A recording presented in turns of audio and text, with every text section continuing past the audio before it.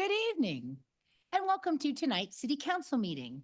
Information on how to watch, attend, and participate, as well as agendas, minutes, and recordings, can be found on Broomfield's website at broomfield.org/council meetings.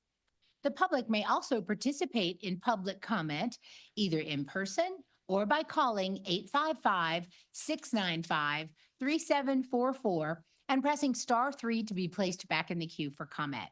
Screeners will ask callers for their first and last name and the neighborhood and the agenda item the caller would like to comment on.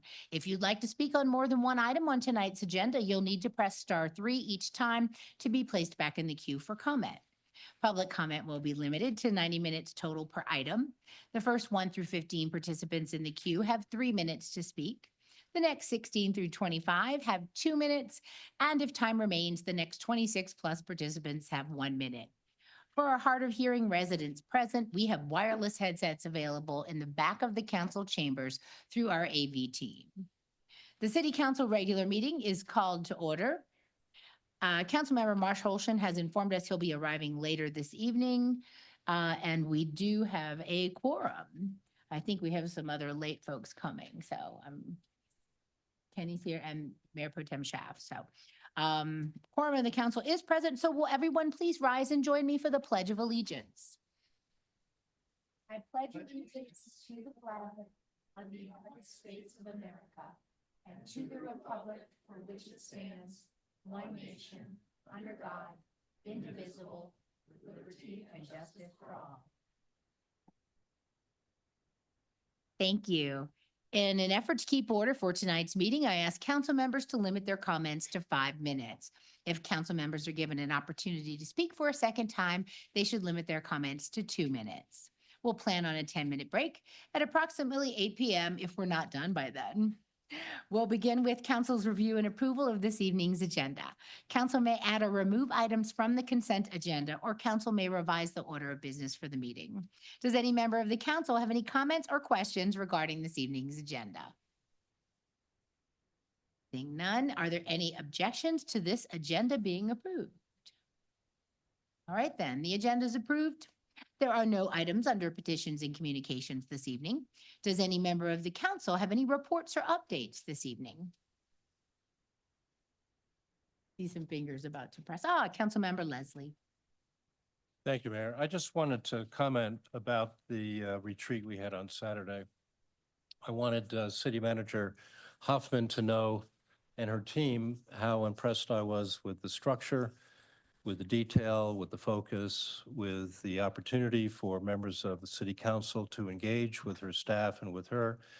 And I think the outcome was very clear in terms of the challenges that we have going forward, many of which are unknown, of course, but just the ones we do know. I appreciated the comment that our finances are stable, but they are also in a delicate situation.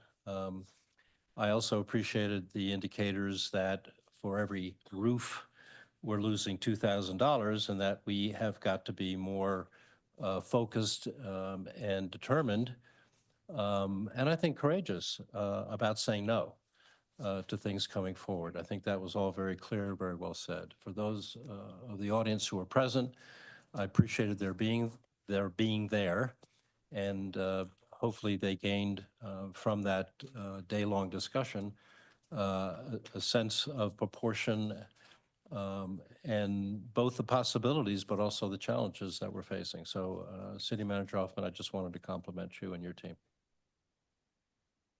Thank you. Any other council member reports? I would like to echo Councilmember Leslie's gratitude and thank our entire staff who spent the Saturday preparing and giving us the bird's eye view of our financial picture. And another thing for the community, on Tuesday, March 4th, we don't have a council meeting, but I'll be doing the State of the City for the public. And it will be at our Broomfield Auditorium. There'll be refreshments at 5 o'clock, and the program will start at 6 p.m. We'll be sending out some more communications, but save the date, March 4th at the Broomfield Auditorium. Thank you. We'll now continue with public comment. This is an opportunity for the public to comment on matters other than the items already listed elsewhere on this evening's agenda. If there's anyone who'd like to be heard, please come to the podium, state your name and neighborhood for the record, and limit your comments to 3 minutes.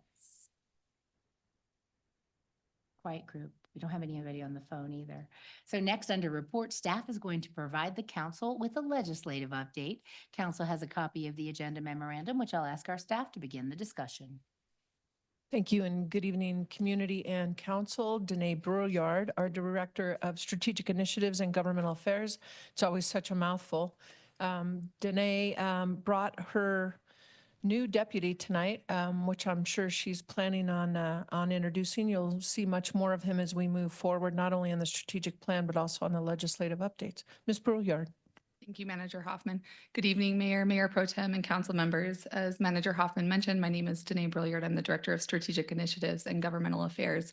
And I do want to take a moment to introduce our new staff member, John Whiting, if you want to stand up for a moment.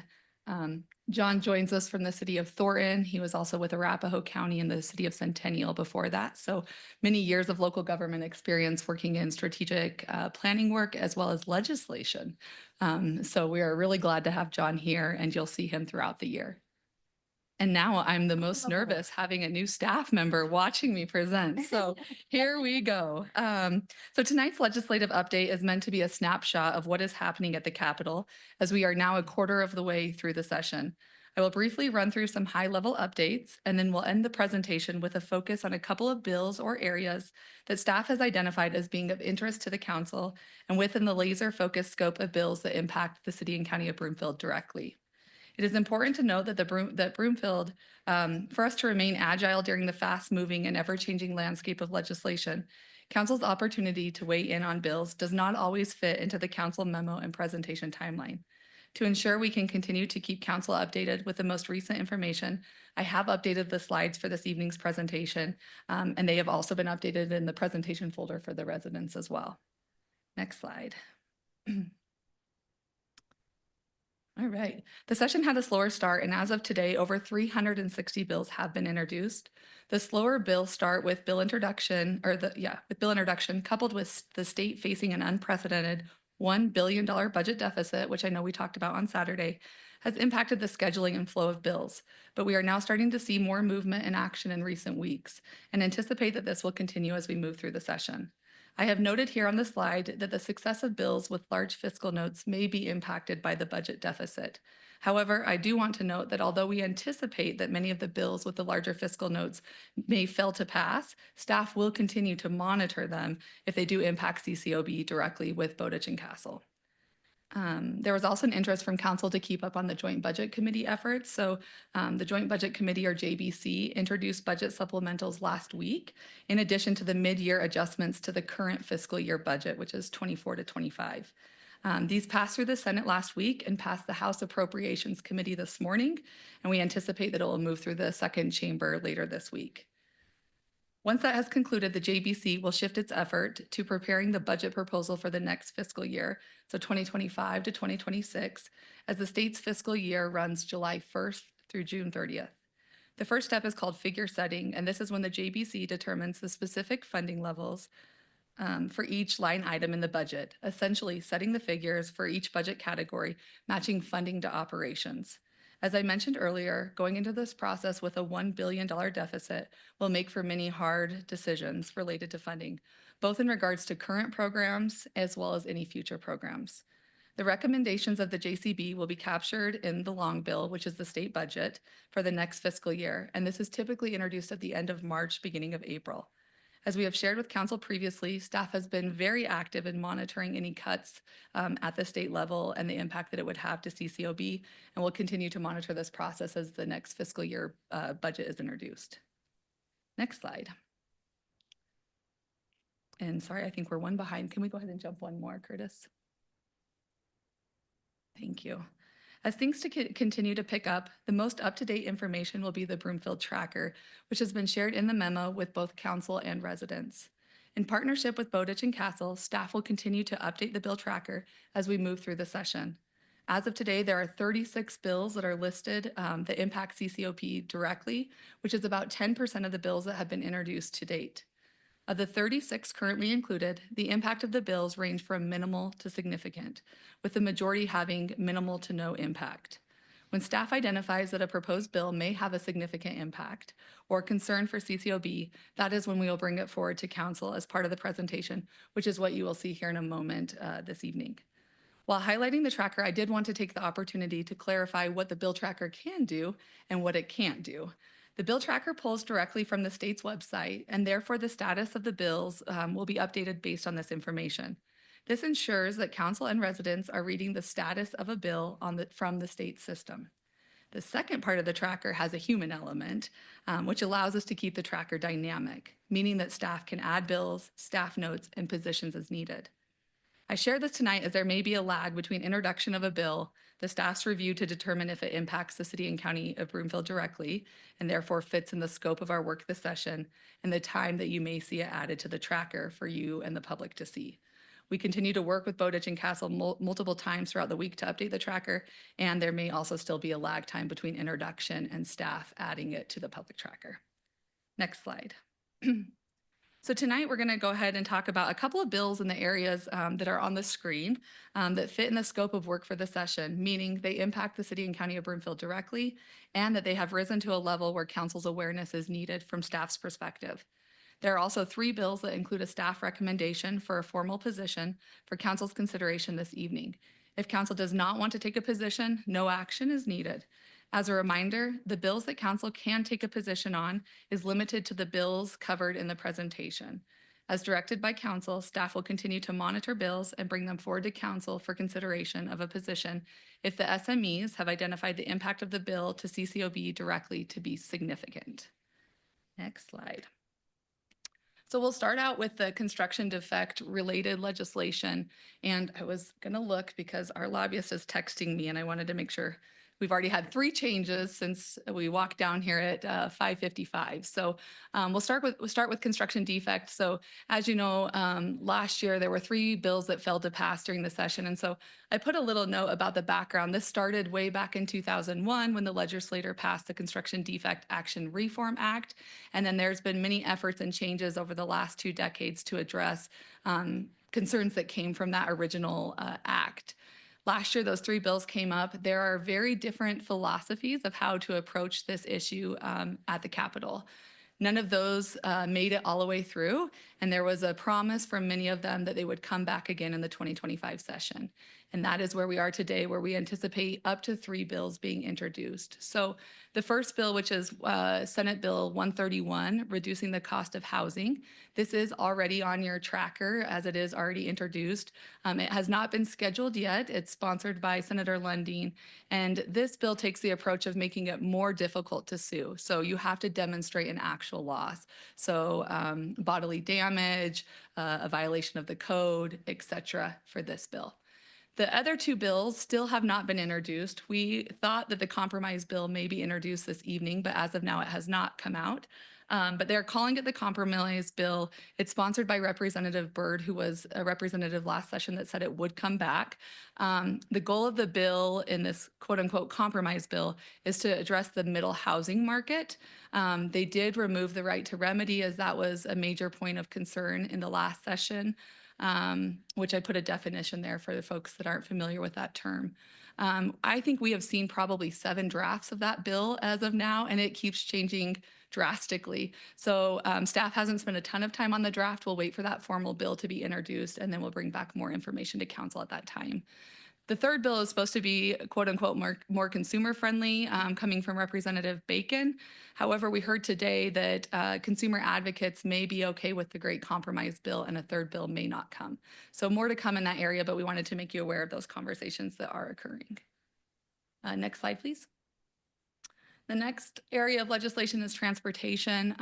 There are 2 bills right now that we wanted to put on council's radar. The first one is Senate Bill 30, Increase Transportation Mode Choice, Reduce Emissions. That is a bill that came out of the Transit Legislative Review Committee, or the TLRC. It is sponsored by our senator, Senator Winter. And what it does is it requires local governments with a population of 25,000 or more, so the city and county of Broomfield, to provide a transportation mode choice implementation plan. And In that, working with Sarah Grant, our transportation manager, she's identified some concerns. It does create an unfunded mandate as there's additional work and creating a repository of this information. There's no funding that comes with it. And we're not sure the practicality. What mechanisms do we use to actually capture the data that they want? So that is one of the bills tonight that we have made a recommendation for council's consideration, and that is to go into a formal amend position so that staff can actively work with Senator Winter and other sponsors to try to amend that bill to where it's manageable for the city and county of Broomfield as well as other local governments. And then the second one is a transit reform bill, and that is one that changed. So it was introduced at 5:56. It's Senate Bill 161. So we will come back with more information on that. But I wanted to flag it for council because you may recall last session we had House Bill 1447 transit reform bill. This is that bill coming back. So in the interim, Rep. Froelich and Senator Winters held Transit Tuesday meetings. Staff participated in them along with other stakeholders. This bill is supposed to take all of that feedback that came from those Transit Tuesday meetings and come back with another attempt to push it through this year. I mention it as well because it was sponsored by Senator Winter last year and Representative Lindstedt, and we anticipate that will be the same this year. So since it was just introduced, I don't have any more information on it right now, but we'll come back at a later date if it does have a significant impact. Next slide. Election-related legislation, this was just flagging for council, no action needed, but you may start to hear about this in your membership organizations. I was telling Mayor Castretta before I started, these are what we call the heartburn bills, the ones that everybody is kind of talking about and thinking about. It's called Senate Bill 1, Colorado Voting Rights Acts, and it establishes a Colorado Voting Rights Act, which right now is at the federal level. So we are committed to running lawful and reliable elections, and we'll continue to monitor that bill, but no action from council is needed at this point in time. Next slide. And then the last two we wanted to cover were in the local control unfunded mandate category. So there are two bills, and these are the last two that we would like to ask council to consider a position tonight. The first one is 1056, local government permitting wireless telecommunications facilities. And so this is a bill, as many of you know, CML opposes, that puts restrictions on local governments and puts priority on telecom permits over other utilities. Essentially, as written, a telecom can submit a permit and the shot clock starts when they vocalize an intent to do that, and then a local government has X many of days to approve that, or it automatically gets approved. And that was in committee today. They just finished up and it did pass committee 9-4. So it is continuing to move forward. Based on the concerns and the impact to local control, staff has recommended an opposed position for council this evening. And then the last bill for consideration is 1169, housing developments on faith and educational land. You may be hearing it called YIGBY, which is Yes in God's Backyard. And essentially what it does is it allows development on land owned by places of worship, school districts, and universities. This is very similar to 1313 from last year, the transit-oriented community bill, where there are concerns related to local control and community engagement. And tonight, staff is recommending an oppose unless amended position. And the amendment specifically that we would go after is a local government's right to deny if the infrastructure is not there. So similar to last year, if you're going to put a development and our infrastructure doesn't support that because that wasn't the original intention of that zoning, that a local government has an ability to review that. Ms. Bouillard, so this establishes a use by right for these organizations, the faith and educational, is that what it is? That's correct. Okay. Yep, correct, Mayor. And if you'll go ahead and go to the next slide to just help with council. I know at the end it's hard to remember what bills were we asking for positions and what bills were we just getting updates on. So here's a summary of the 3 slides that staff has made a recommendation for council's consideration this evening. You can see the 3 bills listed as well as what the staff recommendation is. And then as a reminder, it just takes a simple motion, second, and a 2/3 majority vote to pass, but no action is required from council tonight if not desired. And that concludes the staff report. Well, thank you very much, Ms. Bouillard. Well, we do provide an opportunity for public comment on this item. So if anyone would like to be heard on our legislative update, now's the time. Don't see anyone. We'll go to questions from council next. Any questions or comments from council colleagues? Council, so close. Councilmember Cohen. I don't know. Thank you, Mary. I had a quick question. I just, on the YIGBY bill. What, if that was a pass, if I understand correct, there's quite a few churches that have property. For example, I think Shepherd of Love Lutheran has a large open space on 136th and Lowell. So if this passed, they could just build whatever they so choose without any review, or what would the effect be? Thank you, Councilmember Cohen, for the question. There are some restrictions to what they can build right now as currently written. It's up to 3 stories. So there are some limitations within the bill, but essentially, yes, it removes that. It's right by use where they don't have to come forward for the local approval. Interesting. Okay. And I just had one other question because I'm also following this from my employer, which is healthcare. And I was curious what the tone you're picking up. Our general approach is there's so much chaos at the federal level. Don't do anything that might be further exacerbated because we just don't know what the next day and the next week will bring. I don't know if there's any desire to go slow in this session and perhaps wait and not make any huge changes, considering what we don't know. Question or? Well, I was curious if there's been any push to people to not make huge changes this session, to not make dramatic changes.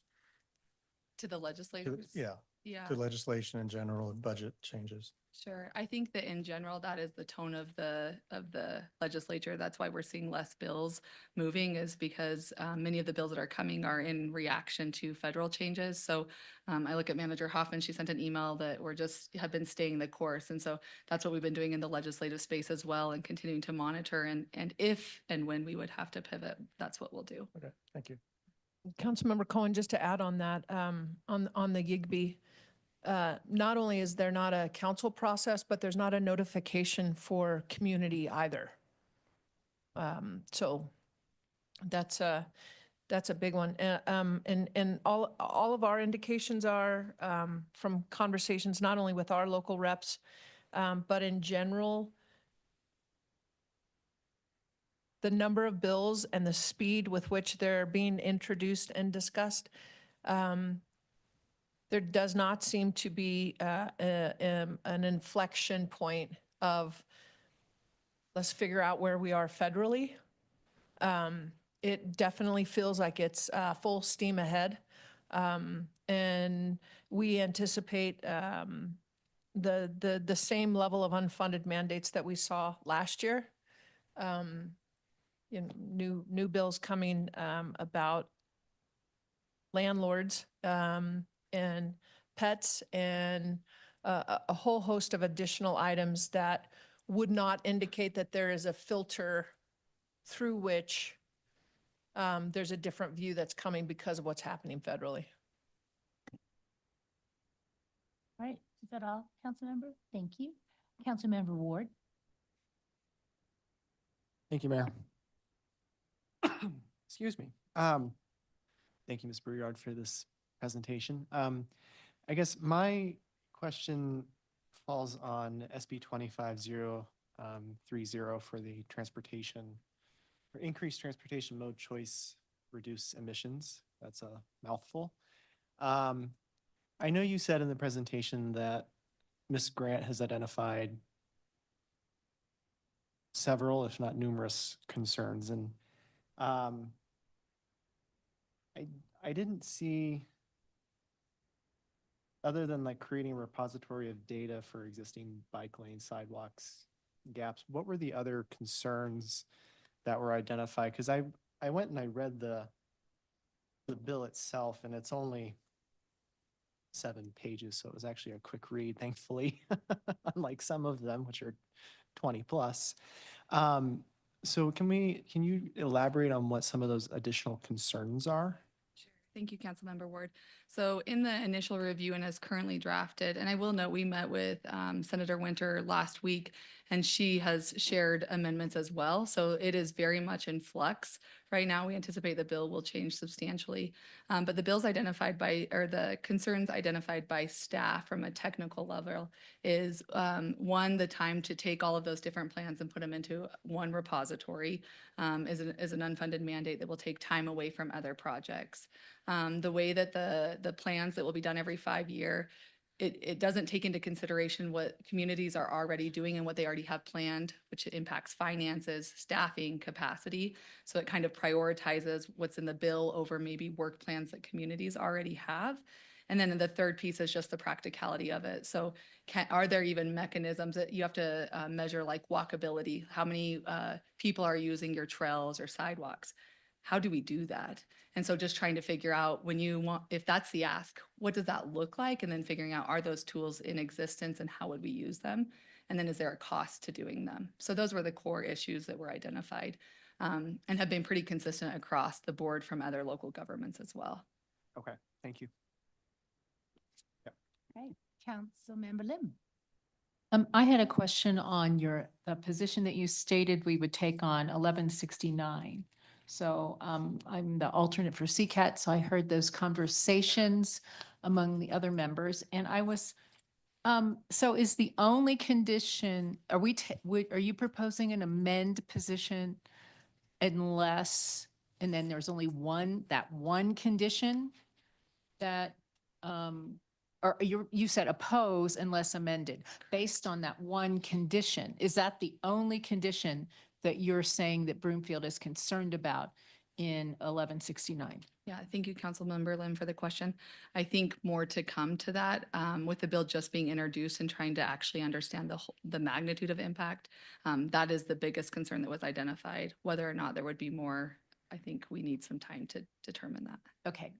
I mean, I heard the discussion about there's no provisions for affordability, or if this would meet our housing needs assessment. And that impresses me as something that's Broomfield would be concerned about also. So, okay, thanks. Right, thank you very much. Any other questions from council on these three? So I guess I will entertain staff's request for a formal position. Does it matter what order we started? Do you want to start with? Curtis, can you go Carla? ahead and go to the last slide? And then if you just want to follow the order of the slides, maybe that will be Perfect. easiest. All right, so first, we're going to consider staff's recommendation of an opposed position for HB 25-1056, local government permitting wireless telecommunications facilities. So I'll now ask for a vote if you're in favor of staff's recommendation. Oh, do we need a motion? Can I have a motion, Mayor Pro Tem? Happy to, Mayor. I would propose that council take an opposed position on House Bill 25-1056, local government permitting wireless telecommunications facilities. Thank you. Second, Councilmember Henkel. Second. All right, all in favor, go ahead and you can use your buttons. Oh, I'm sorry.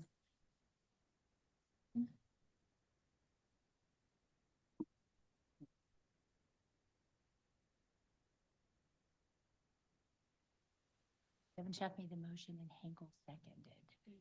Okay. Once we're getting up to speed. This is Tasha's first time clerking. So, we're being gentle with her. You're doing great. All right, so go ahead and cast your vote. All the council members have entered their vote, and the results will be displayed on the screen. As a reminder, it takes a 2/3 majority of 7 votes for us to take an official position, and you can go ahead and put them, Marsh Holshan's, yeah, go ahead and post them. That's the vote. And that passes 9-0 unanimously. So we will officially take an opposed position. Got one. All right, moving on to the next bill is House Bill 25-1169. That's housing developments on faith and educational land, also known as YIGB. May I have a motion to support the staff recommendation of oppose unless amended? Oh, Councilmember Henkel. I move to support the staff recommendation of oppose unless amended on HB 25-1169, housing developments on faith and educational land. Thank you. May I have a second? Mayor Pro Tem Shah. Second. Thank you. All those in favor of the staff recommendation of oppose unless amended, please cast your vote.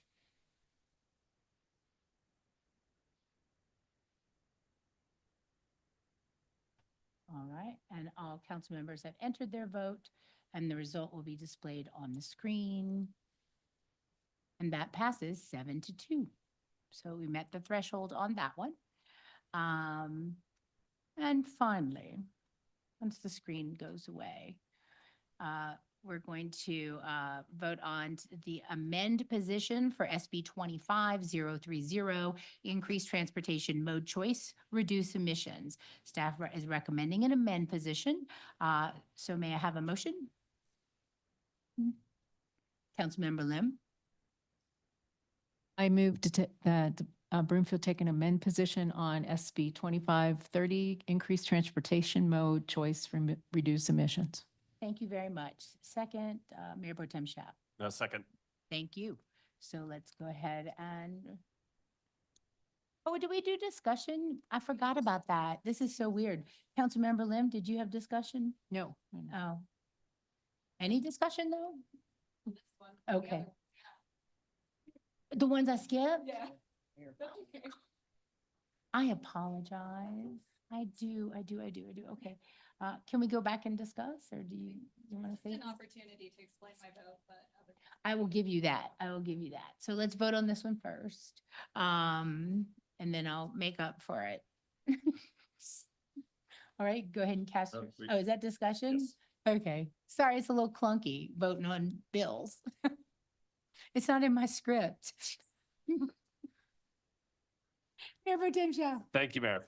So this is one of those bills that with CCAT, we've talked a lot about with our bill sponsors caring greatly about Broomfield, caring greatly about this issue.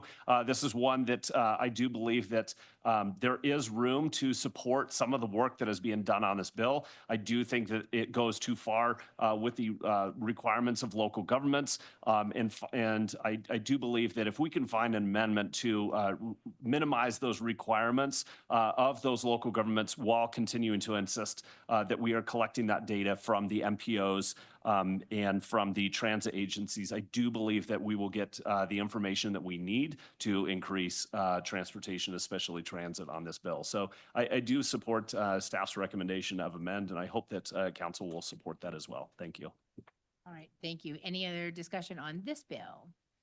And council, go ahead and cast your vote electronically for the motion.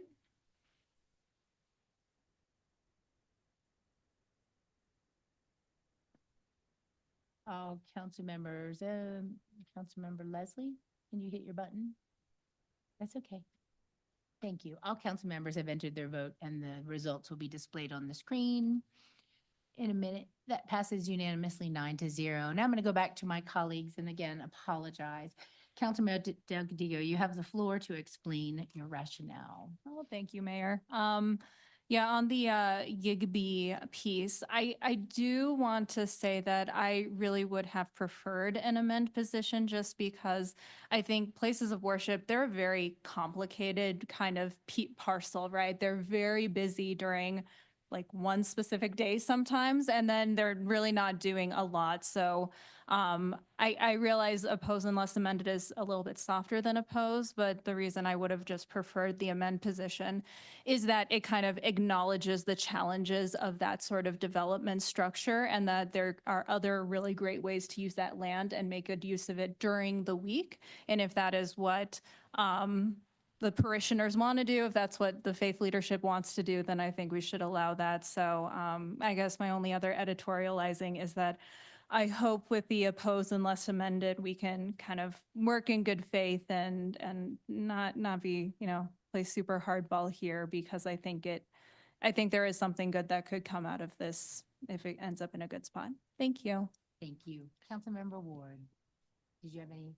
Oh, anyone else I robbed of the opportunity to explain? Yes, Manager Hoffman.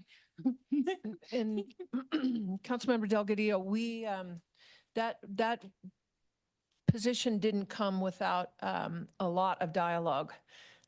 Staff also was at an amend position simply to keep a seat at the table. But then as we went through each one of those caveats, as well as it being one of the first bills out with the strong bill sponsors, all indications are it is going to pass. So again, the trade-off is, to what degree would they be open to having amend, particularly, what would the specific amendments be? So we talked about what those specific, rather than just saying amend, oftentimes people get into the amend position and then they say, well, what would you amend? Well, I don't know, just amend because we don't want to go any other direction. So some of the specificity on what the amend language would look like, haven't been receptive from the onset of the drafting of the bill. So just want you to know that staff did labor over what specifically that meant. And really, I think what between the no notice and the character of the neighborhood really was the swaying fact to go to oppose unless amended rather than just a straight amend. All right, well, thank you, Ms. Hoffman. Mayor Pro Tem Schaaf. Thank you. I just wanted to speak on this bill too. So I had the opportunity to talk with the bill sponsor this last week as part of a CCAT meeting and told him about our successful project just down the road at Lutheran Church of Hope with the Anchor House, and talked to him about the process that we went through, the community conversation that we had around that project, about how in some ways that made the project better by having that community input into that project. Talk to them about how a large part of our community conversation around affordable housing started with our faith communities and started around the desire to develop those lands. And he, said that he has heard good things that have come out of Broomfield and the desire from our faith communities to do this. Asked him about what problems he has seen within the state of Colorado, where this bill needs to come in to do this.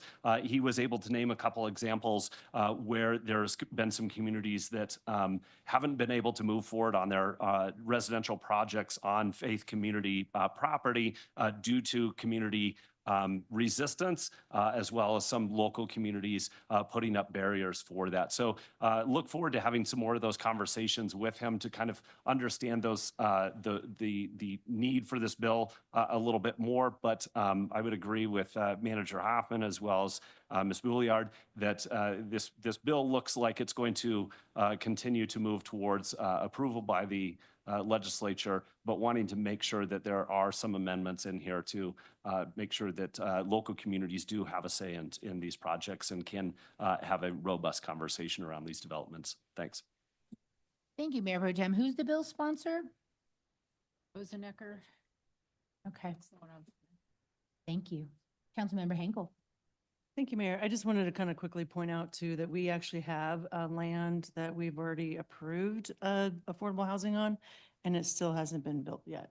And there's a lot of reasons why, but I want to make sure that everyone knows that there are more reasons why we don't have enough housing, and it's a lot of costs, particularly in areas where the nonprofit space exists.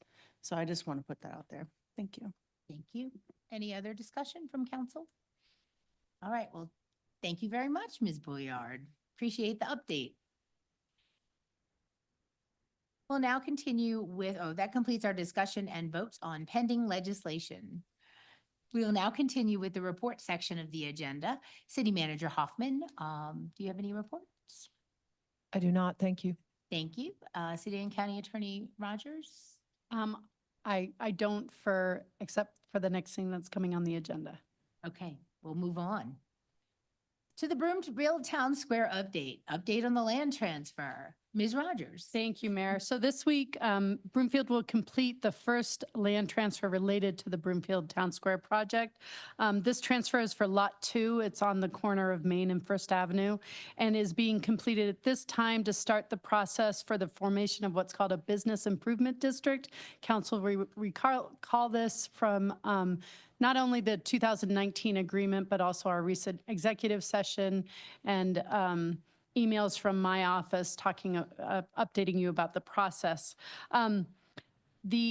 That business improvement district will come to council for formal consideration on February 25th for first reading, and then again on March 25th for second reading, along with the development of the Urban Renewal Authority.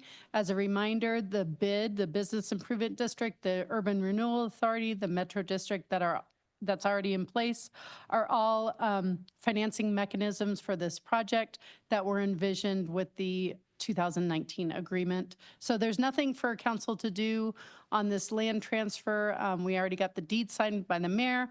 We'll get that back in touch with the developer, and you will see us all back here with the developer on February 25th. Thank you very much, Ms. Rogers. All right.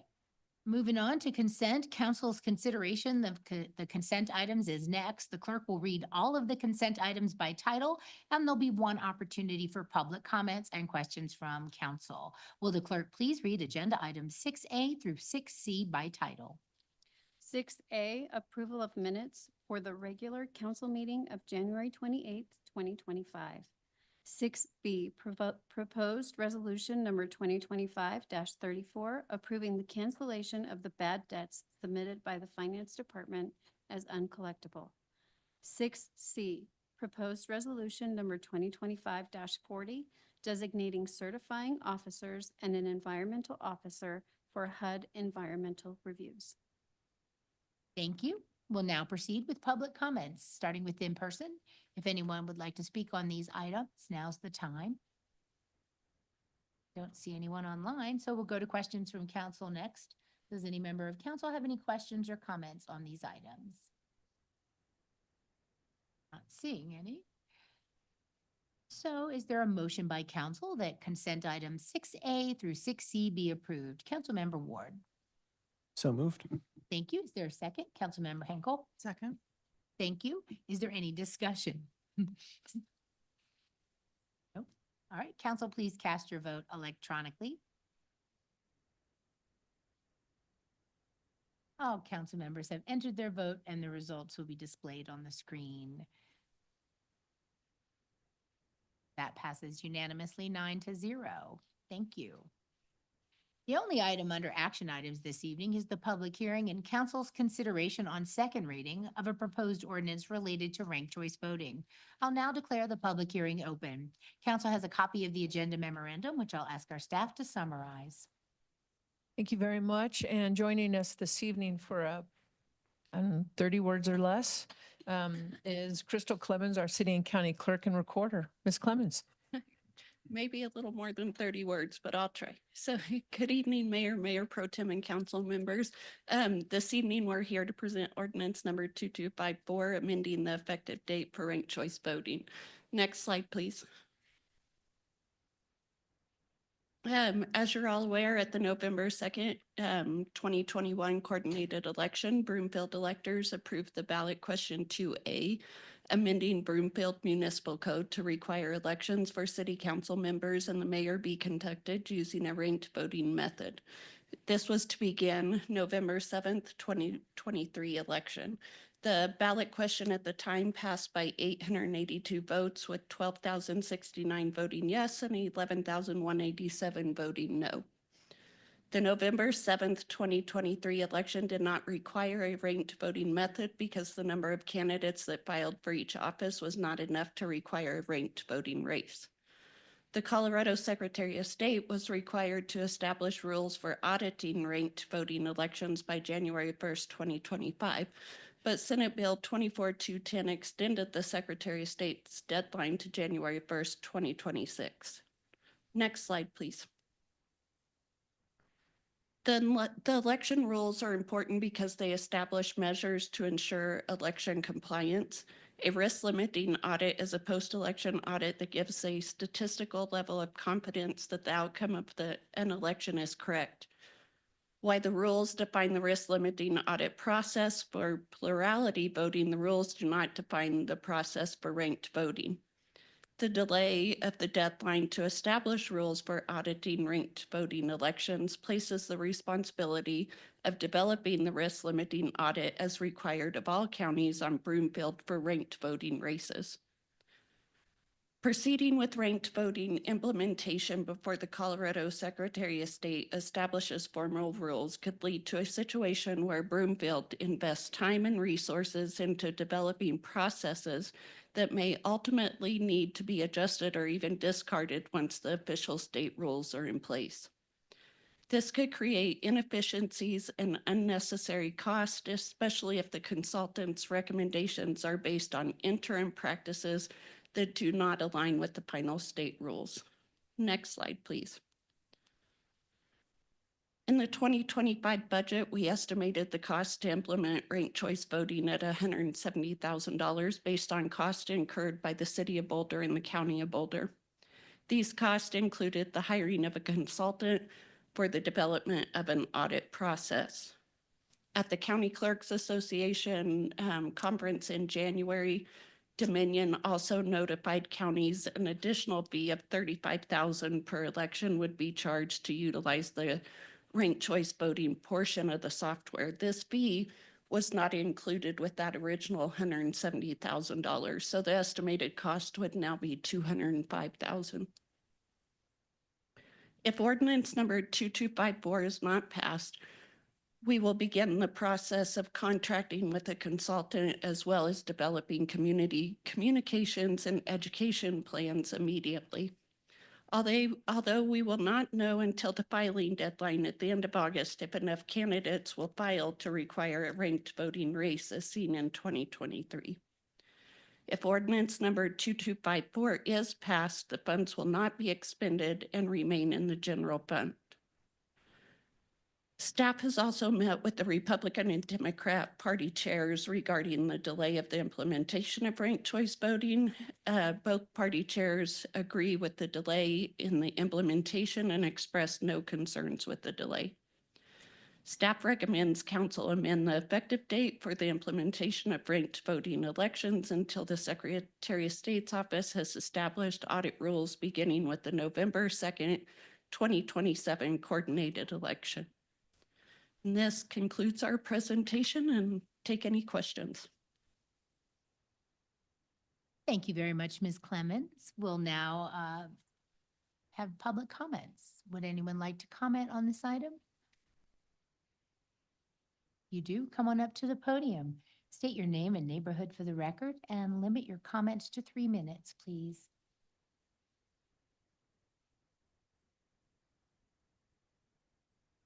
Matthew Gear from the Trails neighborhood.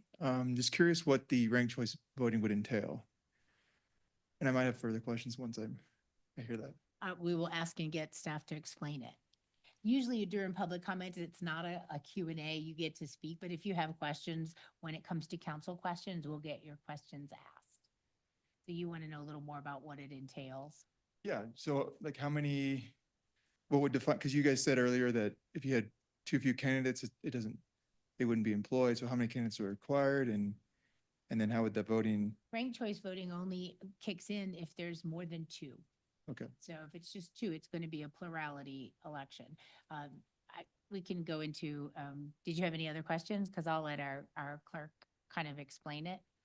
Sure, that I Okay. would. Yeah, go ahead, Ms. Clemens.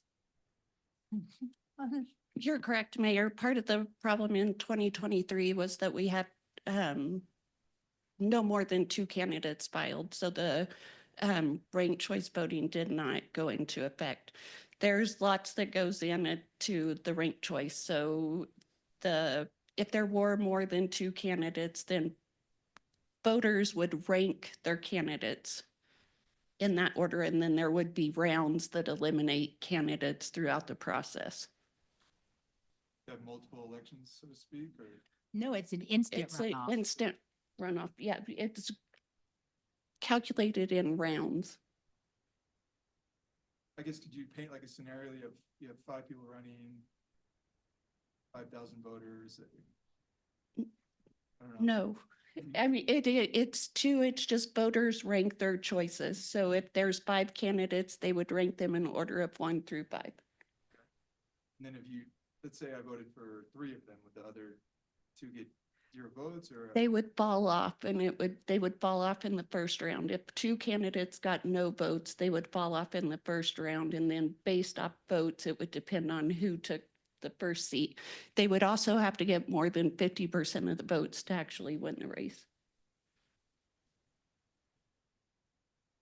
Well, you guys can have a little Yeah, we could do this on the side because it's really not a study session to explain about ranked choice voting. So we've been having these conversations for a while. Ranked choice voting is a way that ensures that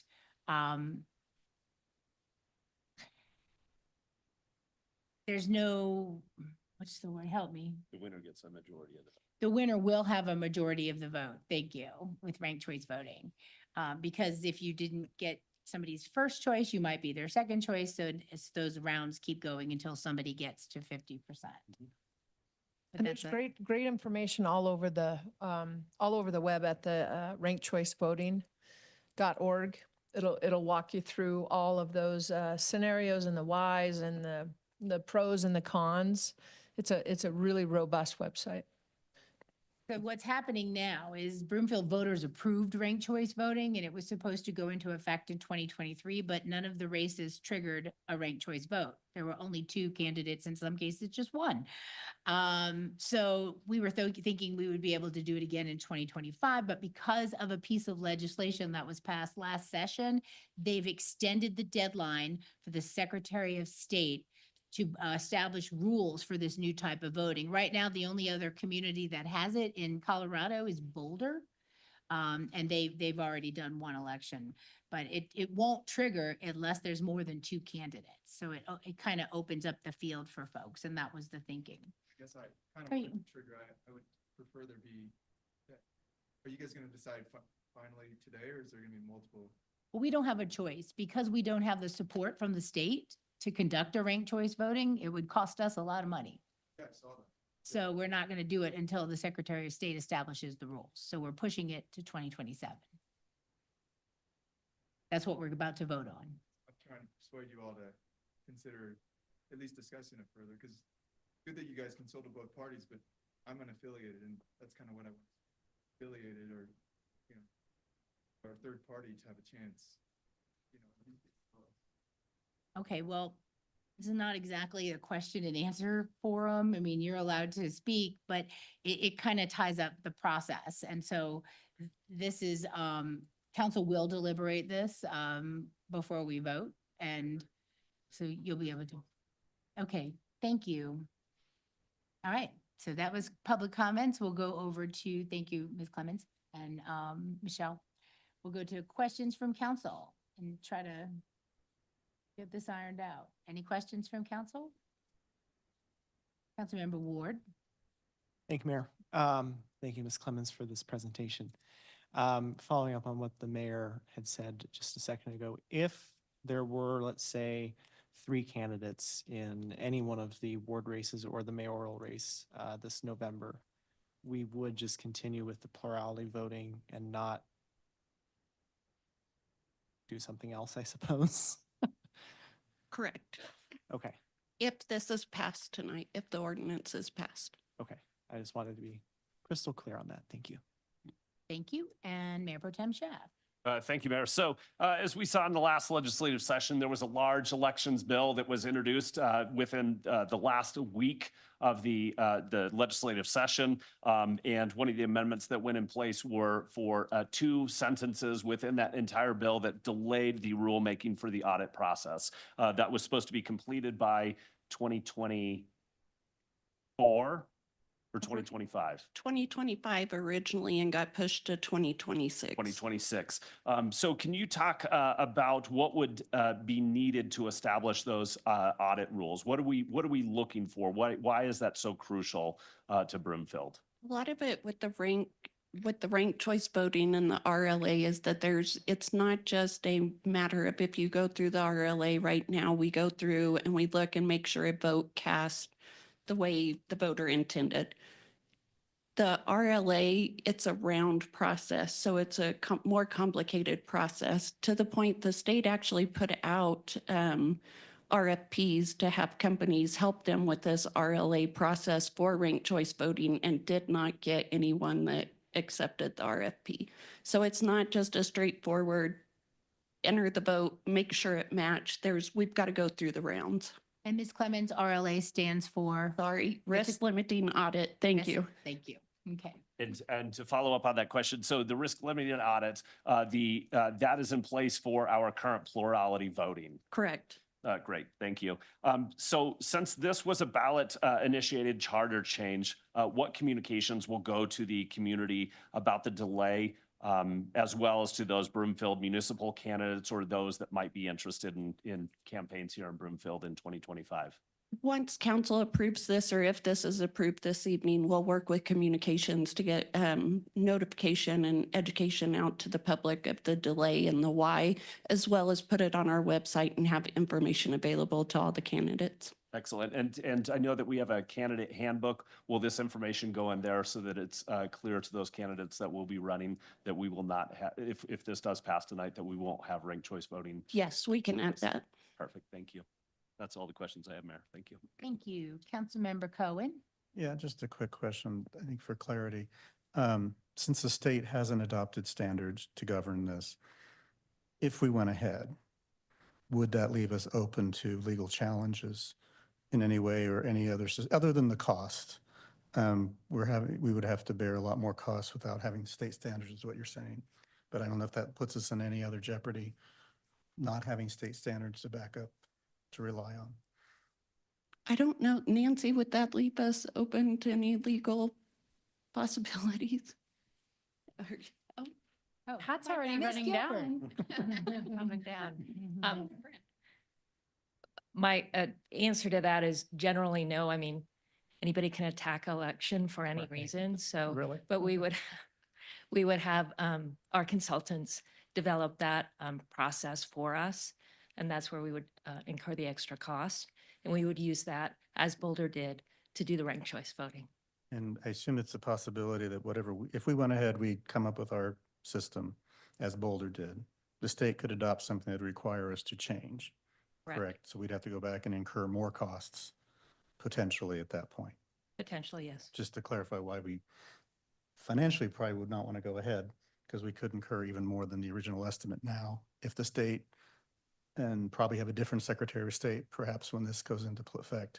So we don't know exactly how that office will come down. So, and just to answer Mr. Gears, I'm not sure if he got a straight answer, but this sort of replaces the runoff. So some states have a runoff and it's multiple elections to get to 50%, which requires multiple elections, people coming back. So it's reduces turnout as you go to each election. And I think Alaska, and Councilmember Schaaf can correct me if I'm wrong, but Alaska and Maine, I think, operate statewide ranked choice now, where it's one election and then they have this complicated computer program that goes through and deletes candidates until one candidate has 50% based on that one ballot of marking your first, second, and third choice. So it gets to 50% with the same electorate, not having a different electorate for each runoff, if that makes sense. Okay, thank you. All right, Councilmember Anderson. Thank you. I just have one question. Is like what is our confidence that the state will have this audit process in place by the 2027 election? Have they made progress that we see that we won't be back here again in 2 years having this exact same conversation, them slipping in a date and us extending it again? Or are we? We heard at conference that there was progress. We just don't know what that progress is. So we also were told that they still did not have any progress on the rules at the time. So that was January, just last month. So. Okay, because I think this will be a tougher conversation if we find ourselves back here again in 2 years from now having the same conversation. And then once we expend this, I totally understand the concern here and the fact that we might not even have a 3-candidate race again like we did a couple of years. I think we didn't have one past couple of years. And the money, but if we spent the $170,000 plus the $35,000, then that would, if we spent that now, that would be the same process. We wouldn't we incur that cost in 2 years if we were developing our own, but we would if we had to redo them, right? Based on the state. Some of the cost will always have voter education costs, so that won't go away. And the Dominion cost, as far as we know today, will be a reoccurring cost moving forward unless the state takes on that cost. Okay, all right, that's all my questions. Thank you. All right, thank you. Councilmember Ward. Thank you, Mayor. I came up with a few other questions while everyone else was asking. I guess my first question is, if Boulder already has rules in place, why can't we either model or just use their rules? Supposing we're supposed to have roughly uniform rules for elections across the state? They don't have rules. They hired a consultant to come up with a risk limiting audit process that worked for what they have in place. Yes, why wouldn't we be able to use that RLA that they have developed for their elections for us, or at least as a basis to potentially bring down costs when creating our RLA? We could talk with Boulder, but I think again, even if we hired the same consultant that would help us develop that, we're still going to incur that consultant fee to match the what we have in place for our election. I'm not sure exactly what Boulder adopted, the city of Boulder, for their ranked choice race and what theirs said that implemented that for their mayor, so we would just have to look further into it. But when we talked to Boulder, they were willing to coordinate and share information, but we didn't get that far. Okay. Sorry, excuse me. Thank you. And then I guess my next question is along the lines of what Councilmember Anderson was asking about the timeline. And you had noted that the state is making progress, but how far they are with rules, you are not sure on. Do you know roughly how long it should take the Secretary of State's office to promulgate these rules for RLAs? And if it's going to be longer than the January 1st, 2026 deadline, they're going to have to go back to the state and ask for another extension. So do you know what that timeline should look like or could look like? The current timeline that we're aware of per the Senate bill was that they should have rules in place by January 1st, 2026. Yes. Are we confident that they will make that? And like, based on other rulemaking that the Secretary of State's office has done for other areas of elections, for example, is now almost 10-month deadline something that you think they can make? I can't speak to what they have on their plate. All I can speak to is that the Senate bill says that we should have them by January 1st, 2026. Manager Hoffman. No. Councilmember Leslie said to be clear and succinct on these items, and that's being as clear and succinct as I possibly can. And I appreciate that. I really do.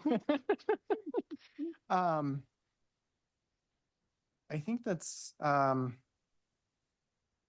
the question, or I guess one last question I have as it relates to the ballot question we had on the 2021 ballot. Was there a deadline either put on us in that ballot question as to when we had to implement ranked choice voting?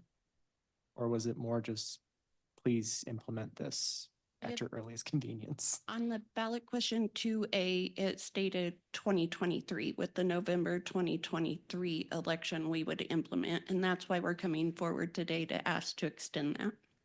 Okay. Thank you. Those are the only other questions I had. All right, thank you very much.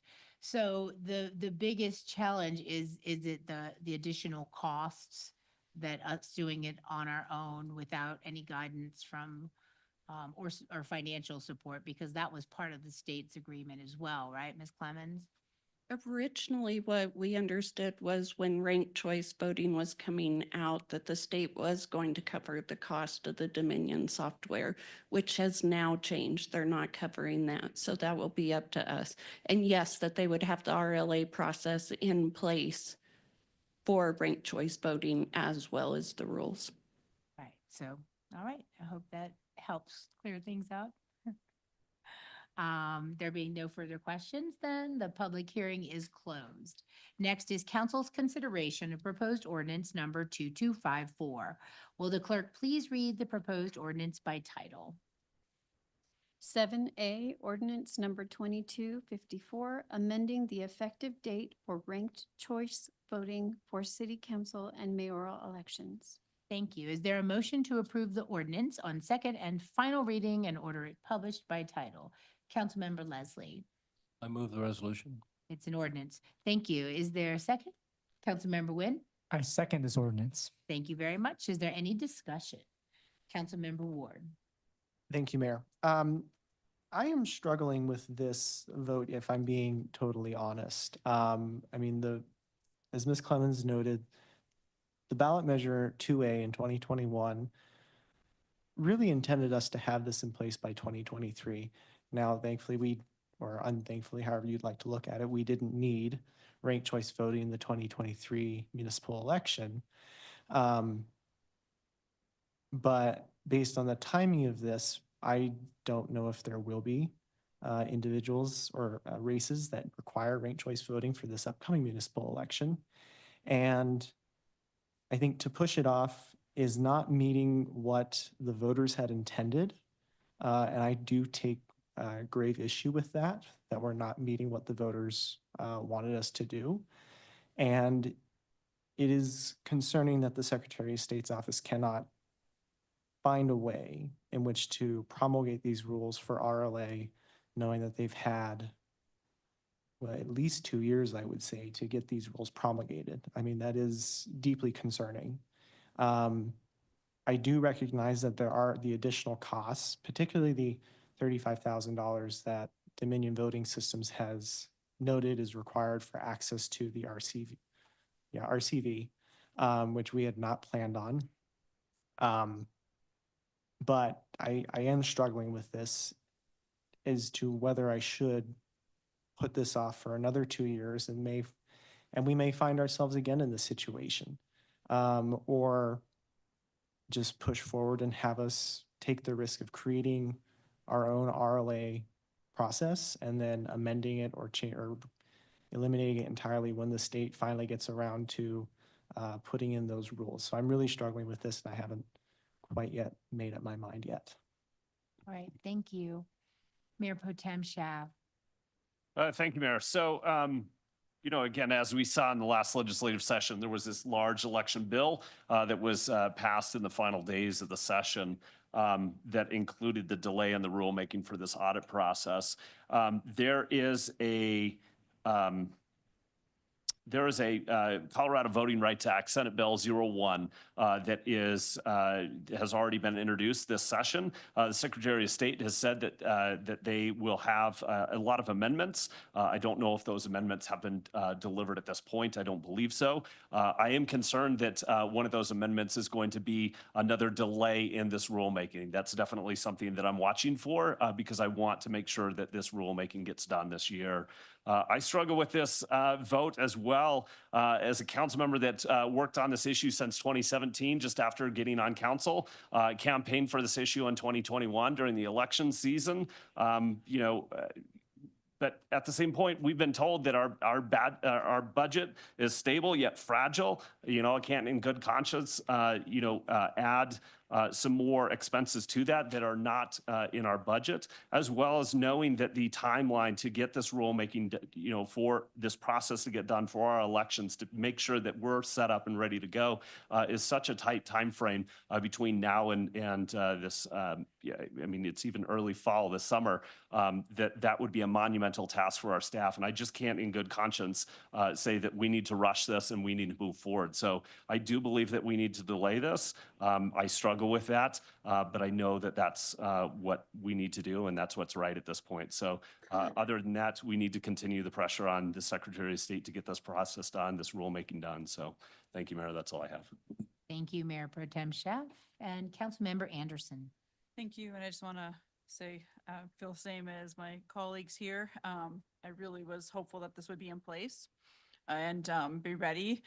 We haven't seen, we're already starting to see people file for this next upcoming election, and we don't have a whole, we're not seeing signs right now of a 3-candidate race. So it would be difficult to put this much money into something that we're not even sure if we're going to use. But what I'm hopeful is that there won't be something amended to let the state slip another 2 years. But if we start to see signs of that, I think we need to do a little bit more work to see what is it that Boulder did and could be implemented. And so if we are back here facing the same discussion in 2 years from now, that we maybe have a better path forward. Because yeah, it's hard to push something off that the voters wanted, but I know it's based on what the state has done. So appreciate the effort to date, and hopefully we'll have this ready in a couple of years. Thank you. Any other discussion?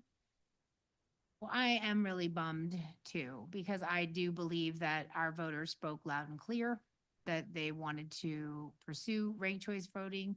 And, you know, we feel obligated to do that.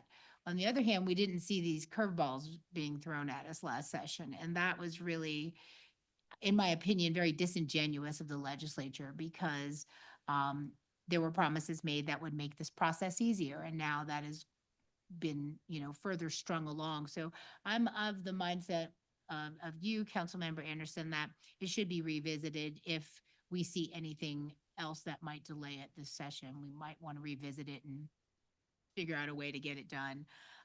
Because it is what the voters approved, and I believe in it. I believe it is a much more open process, allowing more people to participate and not, I could go on and on. There's so many reasons why this is a more inclusive way of people stepping up to run for office and not feeling like it's just going to be between two people or two parties. You know, we are nonpartisan. It is a nonpartisan council, so it's not about that.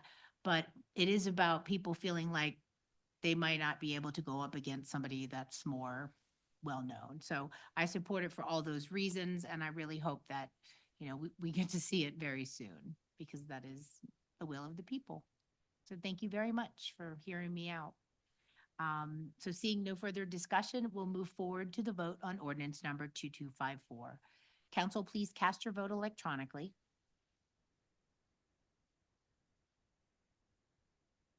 All council members have entered their vote, and the results will be displayed on the screen. And that passes 8-1. So thank you for all your work on this team, and we'll keep an eye on it. Thank you. Well, there are no requests for future action this evening. Is there any other business to come before the council from my council colleagues or our staff? There being no further business, the business meeting is adjourned. This is a record. Council will convene for executive session immediately following